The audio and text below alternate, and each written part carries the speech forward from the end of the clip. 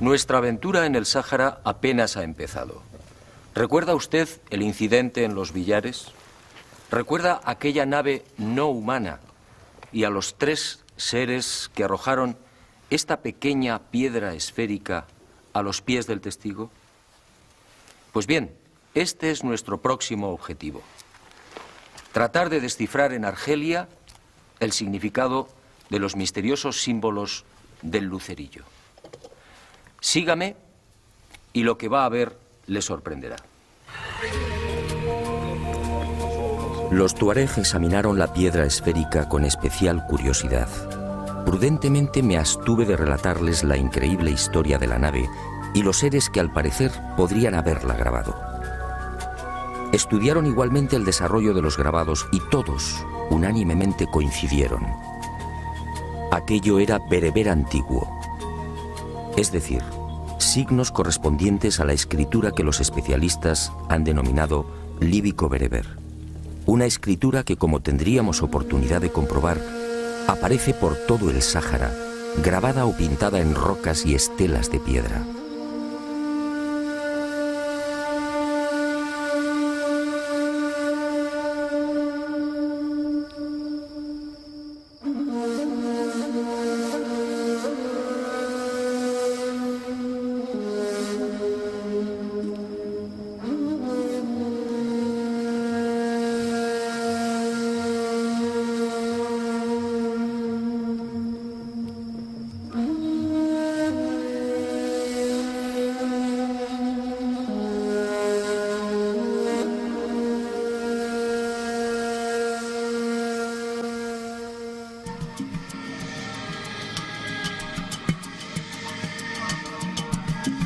Una escritura que tiene su derivación en la lengua amazigh, actualmente hablada por unos 20 millones de personas en Marruecos, Argelia, Túnez, Níger, Mali, Burkina Faso, Mauritania, Libia y en el oasis de Siba, en Egipto.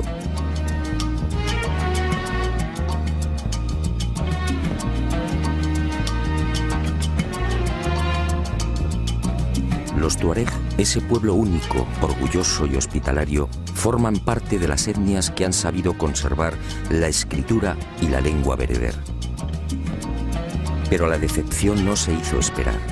Una cosa es hablar el bereber y otra muy distinta traducirlo.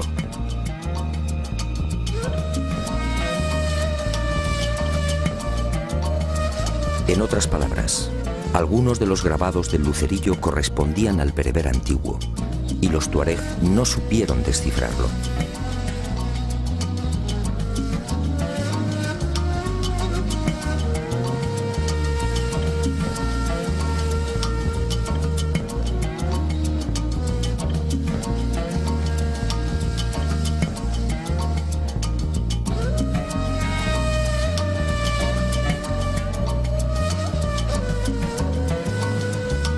Aquel fracaso, lejos de rendirme, multiplicó mi entusiasmo.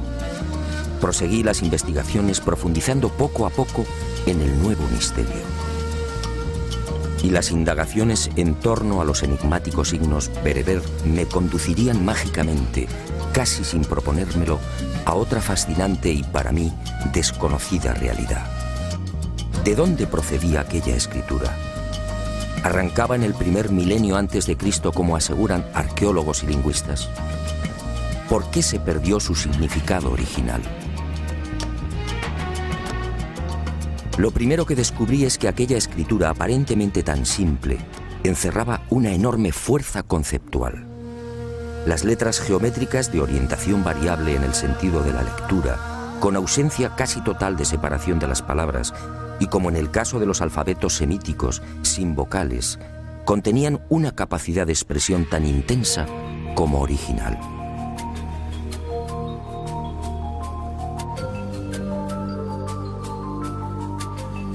El bereber, además, puede leerse en cualquier sentido, de izquierda a derecha, de derecha a izquierda, de abajo a arriba y viceversa, o en espiral. Y las dudas siguieron atormentándome. ¿Quién había ideado una escritura tan perfecta? Y un inevitable pensamiento me acompañó desde entonces. ¿Por qué la nave de los Villares lucía aquellos símbolos? ¿Símbolos bereber en una civilización del espacio? ¿Por qué la piedra lanzada por los seres presentaba unos grabados idénticos a los que adornan las rocas del Sáhara? ¿Por qué, en fin, se repetían en el anillo de plata los palos y ceros tan habituales en la escritura bereber?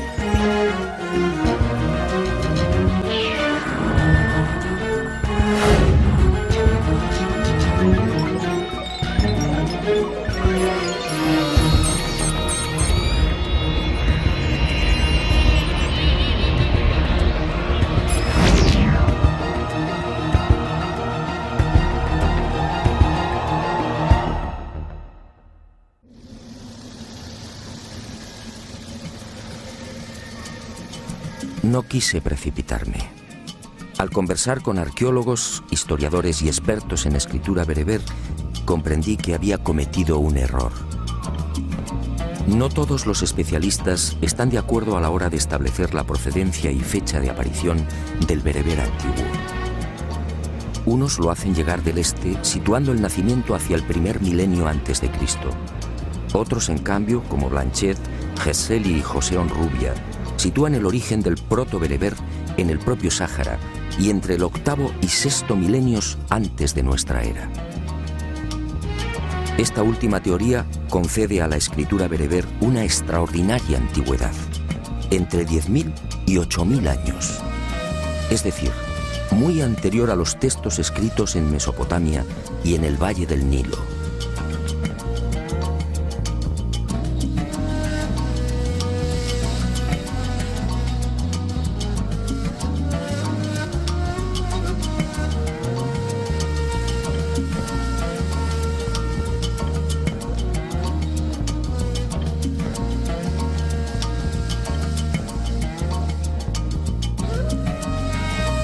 ¿Qué significaba esto? Muy simple. Si la escritura bereber tiene 10.000 años y si nació en el corazón del Sáhara, los científicos deberán cambiar la fecha de la historia. La escritura más antigua del mundo no se hallaría entonces en el Oriente, sino en África.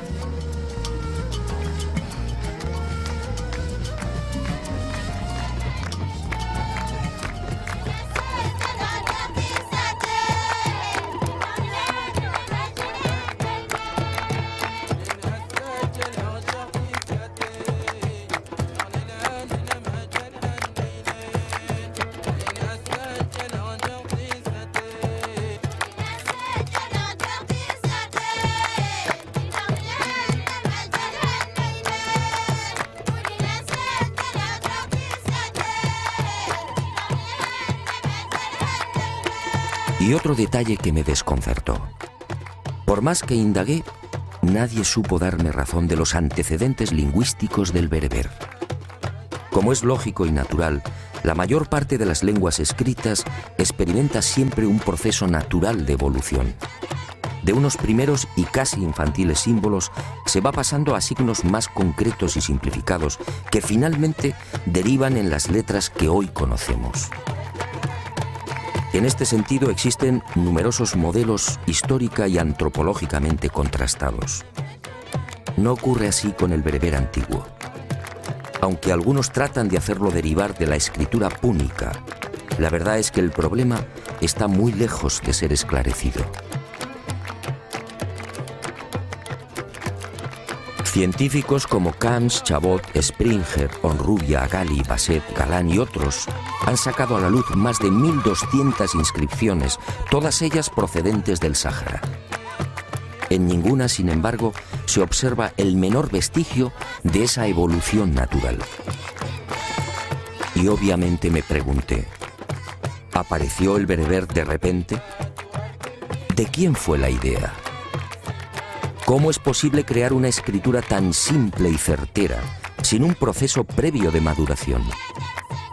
Y lo más importante, ¿cómo explicar que una escritura tan elaborada terminara perdiendo su genuina significación? Los tuareg y los bereberes de la Kabila argelina, entre otros, llegan como mucho a leer algunos de los signos que integran el bereber. Pero no saben traducir la totalidad de las inscripciones. Es como deletrear una frase en alemán. Conocemos el significado de cada letra, pero si no sabemos alemán, difícilmente acertaremos con la traducción. Conforme fui adentrándome en el desierto y conociendo en profundidad las características de la antigua escritura bereber, más seguro estuve de la extraordinaria antigüedad de aquellos misteriosos signos. Hoy existen técnicas científicas que pueden datar con razonable exactitud la fecha de ejecución de pinturas y grabados. El estudio de la pátina de estos últimos, los grabados, es uno de los caminos. Cuando el artista ataca una pared o una roca, al martillear o perforar, elimina la capa de óxido que cubre la piedra, dejando un surco blanco, idéntico al color original del soporte. En consecuencia, un grabado de tonalidad clara será siempre más reciente que uno con los surcos oscuros. A este primer sistema de datación indirecta, los científicos han ido incorporando otras técnicas cada vez más complejas y seguras.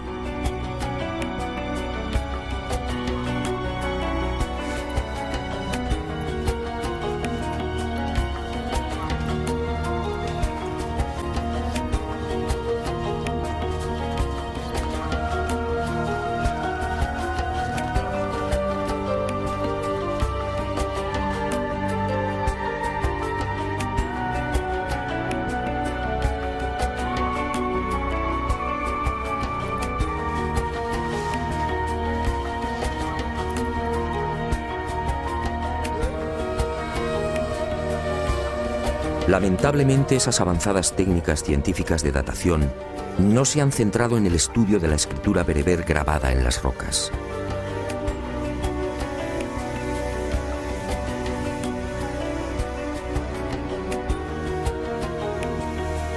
Los arqueólogos se han inclinado primero por el análisis de los grabados propiamente dichos, es decir, de los animales y de los hombres allí representados.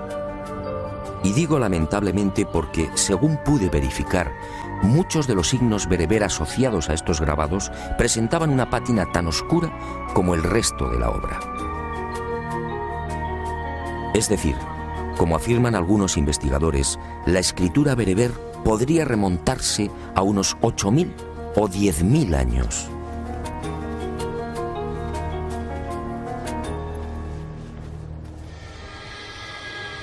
Y la gran pregunta cobró nuevas fuerzas. ¿Qué ocurrió? ¿Por qué el significado de esta espléndida escritura terminó perdiéndose? La respuesta estaba allí mismo, entre las ardientes arenas, los cauces secos de los ríos y las atormentadas moles de piedra. En alguna ocasión tuve conocimiento de esta historia, pero sinceramente no le presté atención, hasta que el destino, siempre atento, me empujó de nuevo hacia ella. Este inmenso desierto, de más de 10 millones de kilómetros cuadrados, no siempre fue un lugar hostil y despiadado. Acompáñeme y le mostraré algo difícil de imaginar.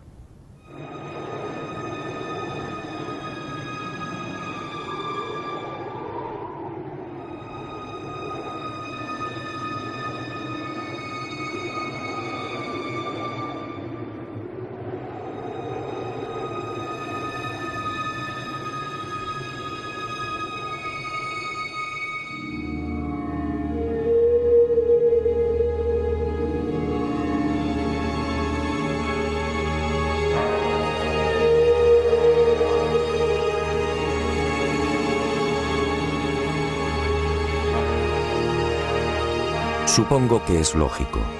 El hombre del siglo XXI ha conocido el Sáhara tal y como es. una región desolada, donde las precipitaciones anuales apenas rondan los 100 milímetros. Un inmenso horno en el que la vida pelea dramáticamente por sobrevivir. Una interminable y cansina sucesión de arenales y gigantes rocosos apenas coloreados por las fugaces sombras de hombres y animales. Miles de kilómetros desde el Atlántico al Mar Rojo, incomprensiblemente condenados a la esterilidad y la muerte. 50 y hasta 60 grados de temperatura durante el día y un frío helador bajo el más hermoso firmamento del planeta. Un coloso rojo, negro o amarillo, casi agonizante. Un desierto extremo donde el agua es contemplada y mimada como una mujer. Pero no siempre fue así. Retrocedamos en la historia y abramos otra puerta en esta mágica aventura. Todo empezó hace 12.000 o 13.000 años, cuando los hielos de la última glaciación empezaron a retirarse. Según los expertos, en el último millón de años, durante el Cuaternario, nuestro planeta experimentó importantes cambios en su eje.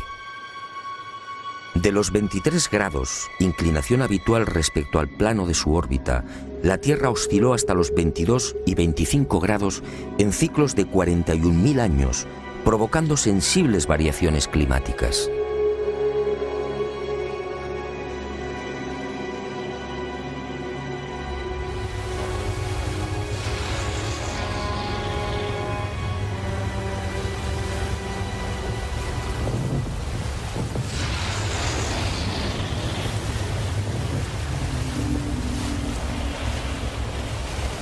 En ese millón de años, mientras el hombre aparecía y despertaba, nuestro mundo registró 4 grandes y demoledoras glaciaciones. La última cubrió buena parte de América del Norte y Europa, llegando a las puertas de Londres, París y Moscú. La península escandinava quedó cubierta por una capa de hielo de 2.400 metros de espesor. Y hacia el 13.000 antes de nuestra era, la glaciación retrocedió concediendo un respiro al mundo. Los hielos se fundieron y los océanos elevaron sus niveles en 120 metros, niveles que conservan en la actualidad.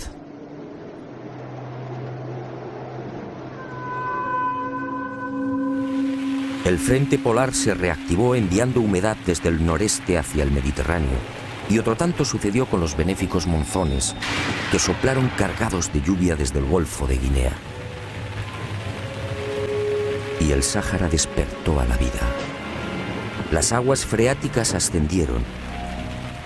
Los lagos entre dunas se multiplicaron a millares. Los ríos rugieron de nuevo. Del macizo montañoso del Agajar, al sur de Argelia, brotaron decenas de cauces, antaño consumidos. Y el agua fue bañando el gran desierto, transformándolo.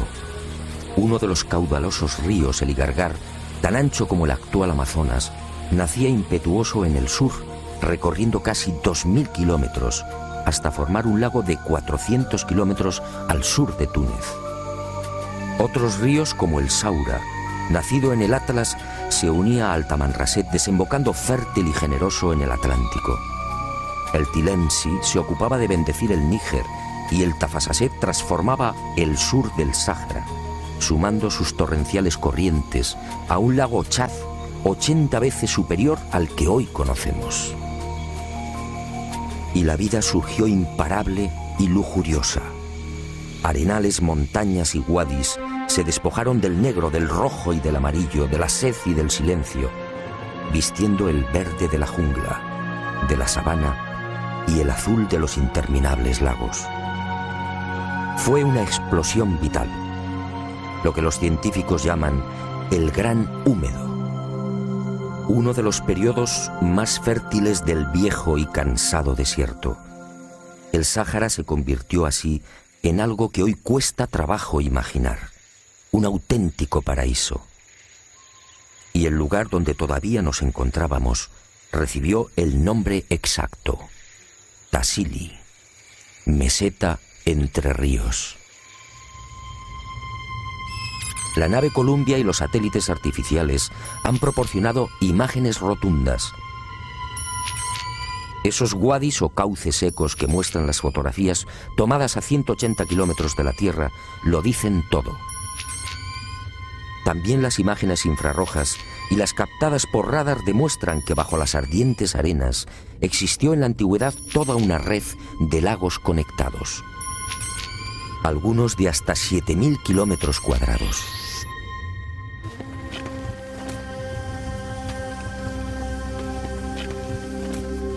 Aquí mismo, en la reseca meseta de Tamrit, pudimos contemplar los heroicos restos de lo que sin duda fue uno de los bosques más impenetrables del planeta, los cipreses de Tassili. Gigantescos ejemplares de hasta 6 metros de circunferencia, hoy agonizantes, pero todavía altivos, recordándonos el antiguo esplendor de la zona. El propio Lot, en sus incursiones hasta el Ténere, una de las regiones más sofocantes del Sáhara, llegó a descubrir notables acumulaciones de huesos y espinas de pescados que podrían llenar varios carros y que constituyeron parte importante de la dieta de los antiguos pobladores. ¿Y qué decir de los grandes morteros de piedra de una sola pieza descubiertos en todo el Sáhara? Prueba evidente de que el cereal cubría grandes extensiones.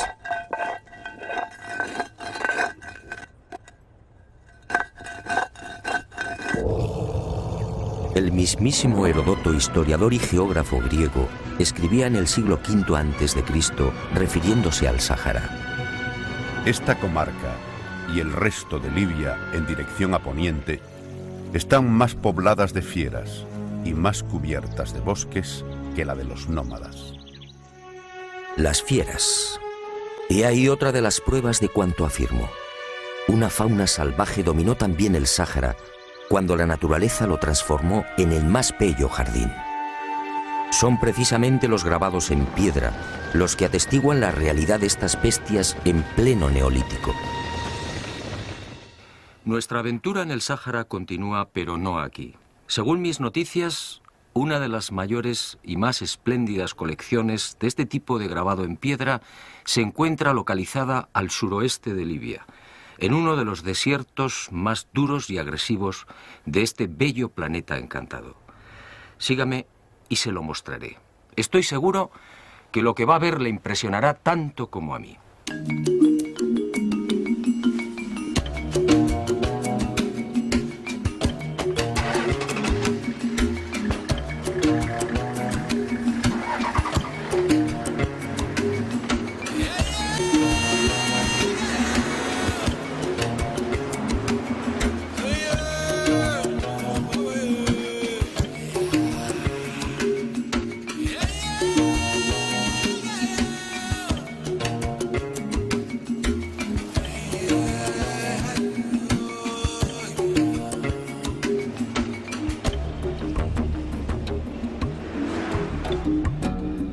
Nuestro siguiente objetivo nos llevó esta vez a Trípoli. Desde allí, cruzando los desiertos libios, alcanzamos Gadamés y Saba, penetrando por fin en la Hamada de Mursuk, otro infierno de piedra y arena. Una vez instalados en el duro Fesán, recorreríamos los Matendus, los célebres Akakus, y giraríamos hacia el norte, aproximándonos a la frontera con Argelia. Allí, en la región de Aramet, una zona casi olvidada, llevaríamos a cabo otros no menos interesantes hallazgos. Después, tras casi 3.000 kilómetros de duras y penosas marchas por el Sáhara, retornaríamos a Saba.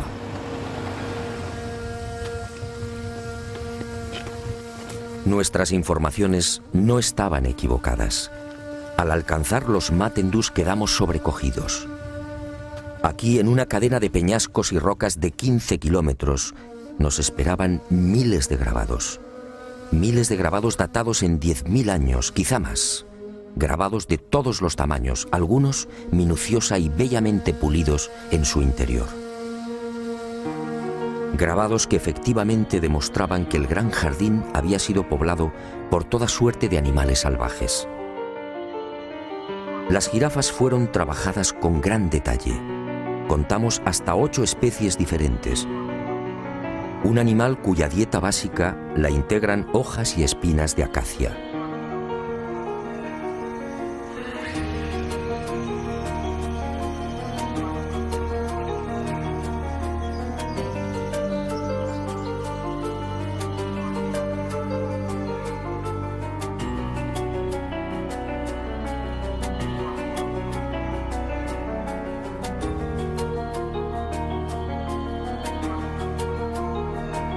Y otra prueba más de la realidad de ese paraíso, el rinoceronte, un animal muy exigente con el agua.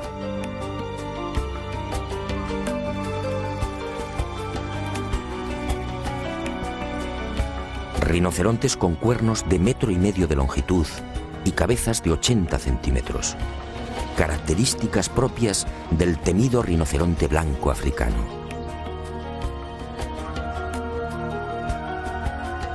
Así lo vieron los hombres del Neolítico y así lo grabaron.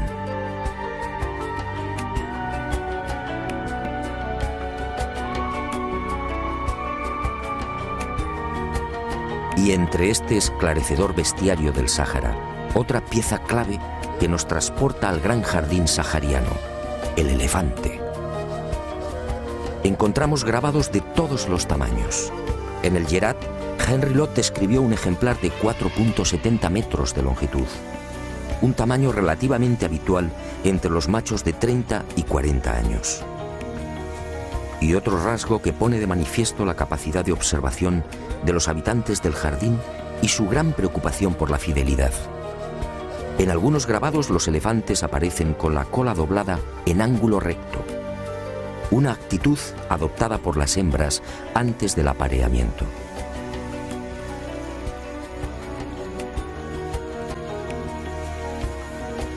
Grandes paquidermos que consumen alrededor de 100 litros de agua al día y que obviamente tampoco habrían sobrevivido de no haber existido ese exuberante paraíso.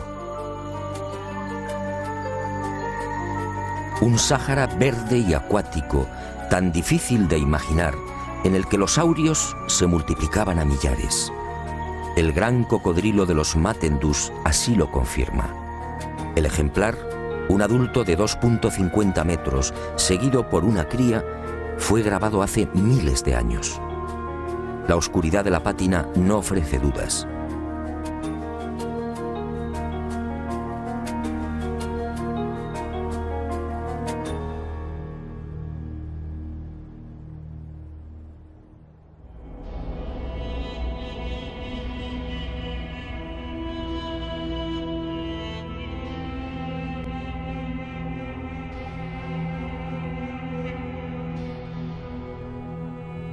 La fidelidad en el trazado, una vez más, es contundente.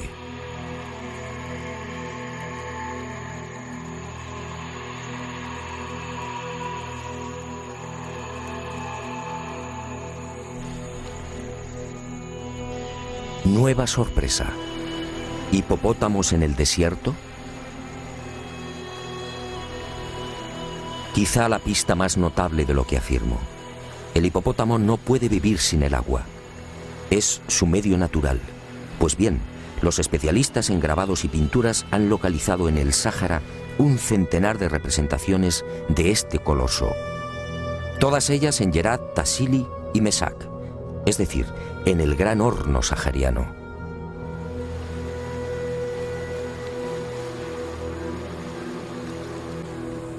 En este macizo de Mesak, donde nos encontramos, han sido contabilizados 60 grabados, y todos con una pátina oscura, señal inequívoca de una gran antigüedad.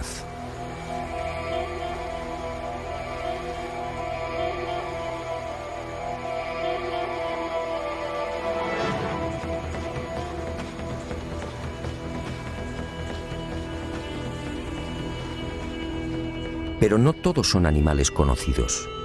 El hombre del Neolítico sin querer nos ha proporcionado con sus grabados la prueba de la existencia de ejemplares hoy desaparecidos. Este es el caso del uro y del búfalo antiguo.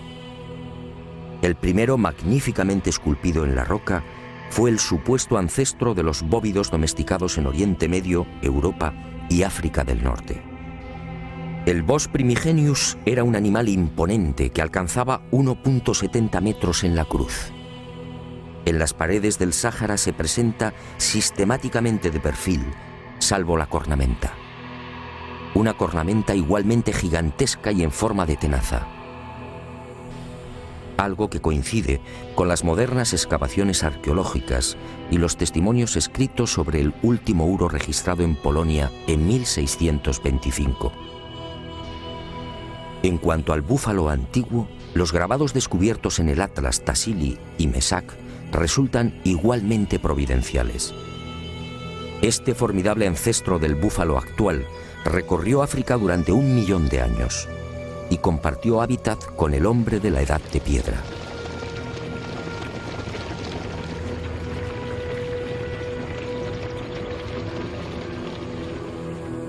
Sus grandes dimensiones, con cornamentas de más de 3 metros de envergadura, debieron impresionar a los habitantes del jardín sahariano.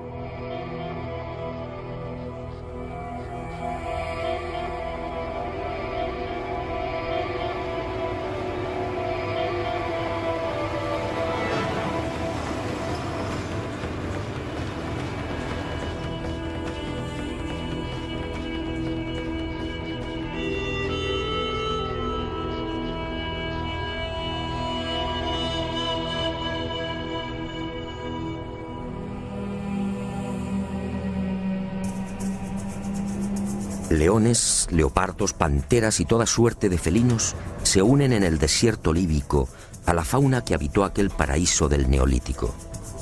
Felinos al ataque.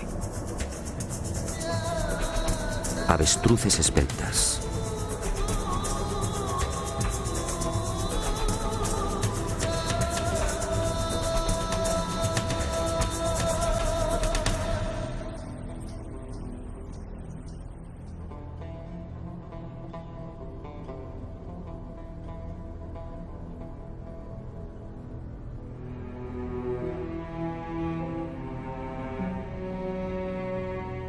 Perros al servicio del hombre. Decenas de antílopes, algunos casi extinguidos como el órice, la gacela de Waller y el antílope búbalo. Muflones de cuernos anillados y largas crines en cuello y pecho, hoy desterrados a las solitarias cumbres y mesetas del Tassili. Y por fin decenas y decenas de vacas. Otro animal que nos conduce indefectiblemente a la abundancia de pastos, a un clima benigno y a la presencia de ríos y lagos.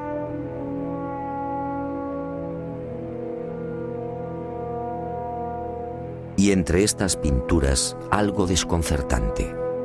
Una ballena en el Tassili, un cetáceo a 2000 kilómetros del mar. Todos ellos como vivo exponente de una fauna que precisaba inexorablemente del agua. Pero alguien me había hablado de los últimos restos de este jardín todavía visibles en Celiaf, en las proximidades de Saba.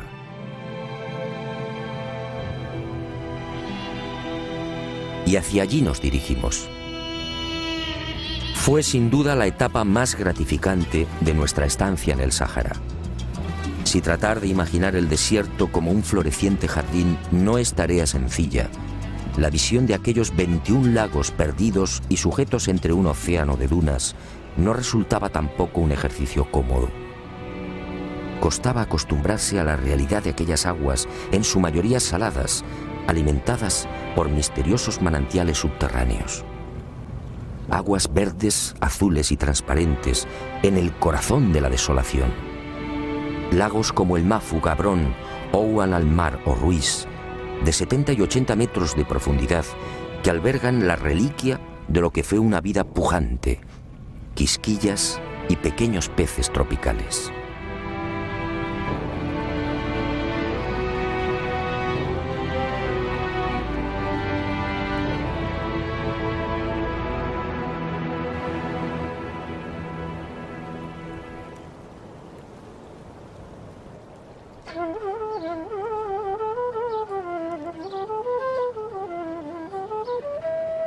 El Sáhara, en fin, nos grita desde los 4 puntos cardinales que su pasado fue rico y esplendoroso.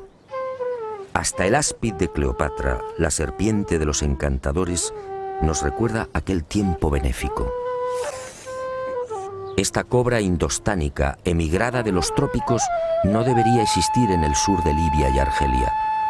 Sin embargo, ha logrado sobrevivir.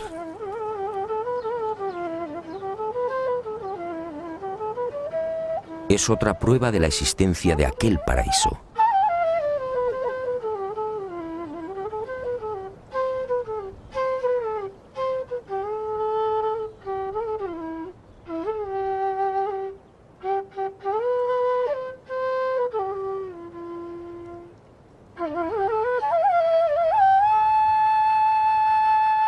Bueno será que recapitulemos, y permítame que lo haga a mi manera.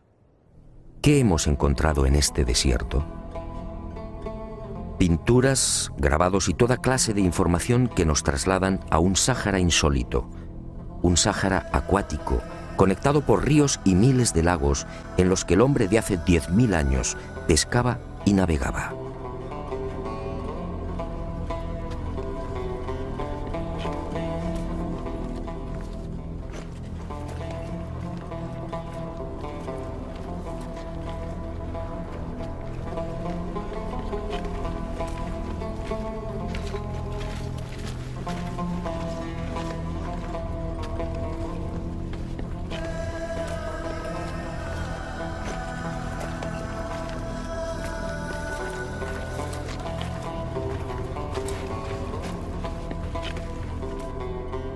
Hemos hallado la imagen de un barco de 3 palos en una colina de 600 metros de altitud, Zinquicrá, en mitad del hoy abrasador desierto de Yerma, en Libia.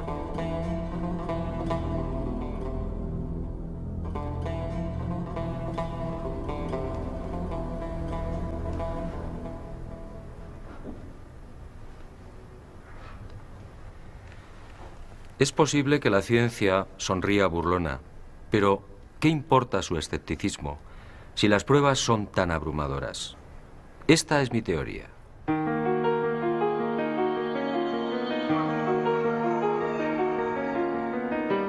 En pleno Gran Húmedo, hacia el 9000 antes del presente, una o varias civilizaciones no humanas tomaron el centro del jardín en el corazón del Sáhara como base de operaciones y prendieron la mecha de una nueva humanidad. Escafandras, antenas, trajes hinchados, botas y guantes son testimonios demoledores para quien conserva la mente abierta.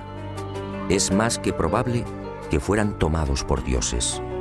¿Qué otra cosa podían pensar aquellos recolectores y cazadores cuya industria se centraba en el sílex y en las hachas de piedra? Y la meseta de Yavaren desde entonces fue llamada Tierra de Gigantes. Y a la vista de estas pinturas, el instinto y mi larga experiencia como investigador me dicen que esos seres del espacio pudieron intervenir a nivel genético, mejorando las razas.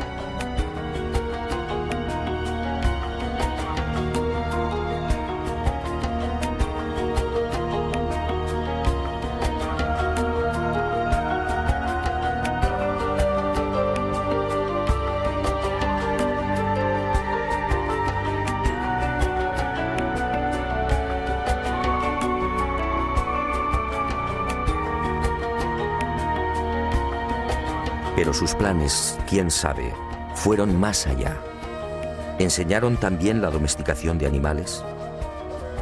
En los grabados que muestran la fauna salvaje, justamente los más antiguos, observamos un hecho muy significativo.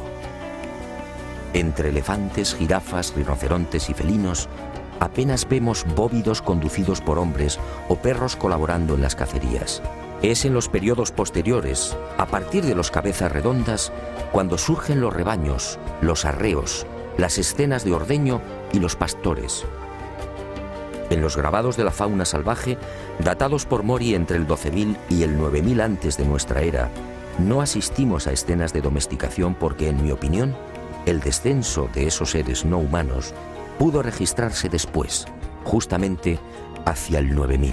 Y otro detalle que me llena de dudas: ¿se produjo esa domesticación de la noche a la mañana? Todas las especies animales han necesitado de mucho tiempo para disfrutar de sus peculiares características. Así lo exige el desarrollo de la vida.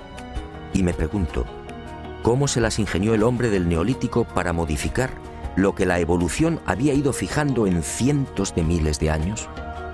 ¿Cómo explicar que los bóvidos perdieran su natural agresividad? ¿Cómo lograr que algunas aves se vieran desprovistas casi de un día para otro de su capacidad para volar? La respuesta solo puede ser una. Quizá esos seres no humanos manipularon genéticamente las especies que estimaron más provechosas para el hombre.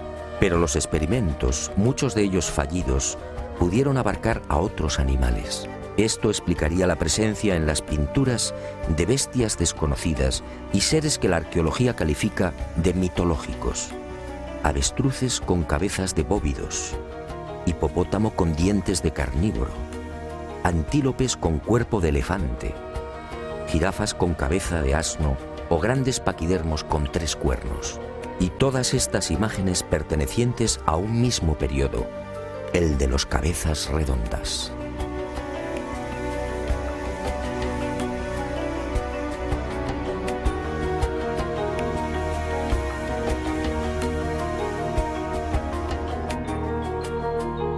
Y encontramos también vestimentas y tocados imposibles. Imposibles para un neolítico hace 9000 años, en el que no se conocía aún el arte del hilado. Pinturas y grabados en los que las mujeres lucen vestidos transparentes, capas bordadas y teñidas en múltiples y vivos colores y un calzado impropio de la época. ¿De dónde surgió este ropaje? ¿Quién lo fabricó? ¿Quién enseñó a estas tribus el arte del aseo y la peluquería?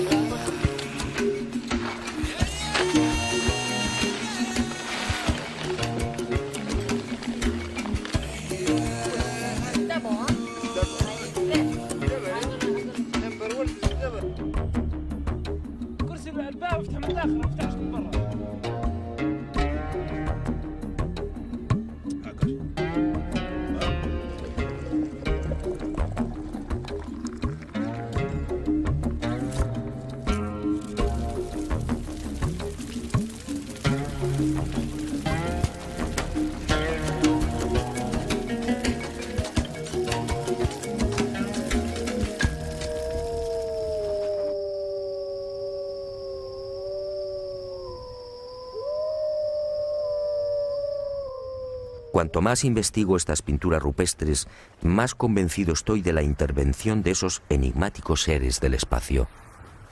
Fueron ellos los que sin duda dieron el primer aliento civilizador a unas gentes casi desnudas, sin norte y con una precaria conciencia de sí mismos.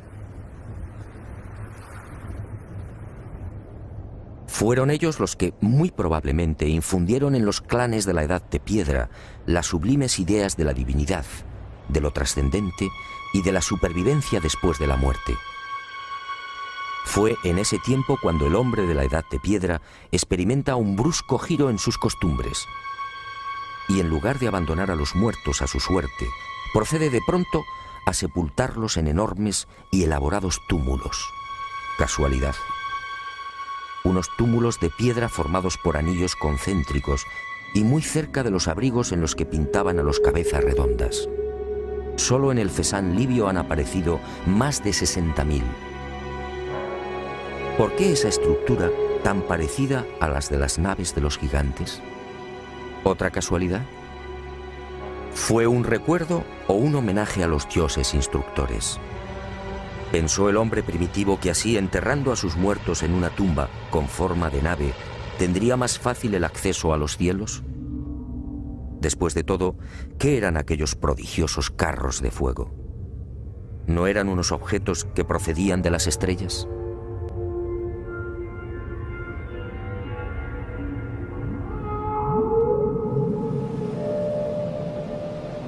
Una o varias civilizaciones no humanas, sí, que desencadenaron una gran cultura en el corazón de África. Una cultura que, según mis estimaciones, habría arrancado mucho antes de lo que imaginamos. Una cultura apuntada en miles de pinturas y grabados que muy pocos conocen. Una cultura que recibió también el precioso tesoro de la escritura. Una forma de comunicación directamente enseñada por los dioses. Una escritura, por tanto, que no precisaba de evolución alguna. Por eso los científicos no consiguen encontrarla. Por eso nunca la encontrarán. No tengo la menor duda. La escritura berbera antigua que se extiende por el Sáhara, la que fue observada en la cúpula de la nave que apareció en los billares, la que adorna la piedra esférica lanzada a los pies del anciano español, y los signos grabados en el anillo de plata depositado en el fondo del Mar Rojo, tienen un mismo origen: los gigantes de Tassili.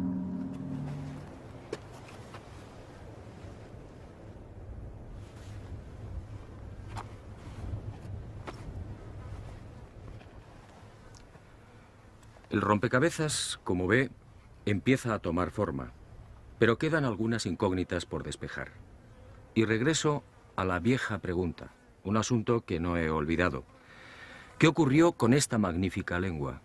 ¿Por qué desapareció su significado original? Sígame y le contaré una nueva historia.